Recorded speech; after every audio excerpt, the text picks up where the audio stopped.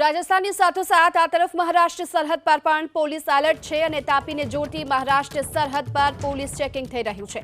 અલગ અલગ 21 ચેકપોસ્ટ બનાવી પોલીસે સઘન ચેકિંગ હાથ ધર્યું। આ સાથે જ જિલ્લામાં હોટલ ફાર્મ હાઉસ પર પણ પોલીસ સતત નજર રાખી રહી છે। તાપી જિલ્લાની ચેકપોસ્ટ પર 1000 પોલીસ જવાનો તૈનાત છે। બીજી ગેરકાયદેસર પ્રવૃત્તિઓને રોકવા માટે તાપી જિલ્લામાં અલગ અલગ નાકાબંધી ચેકપોસ્ટની વ્યવસ્થા કરવામાં આવેલ છે।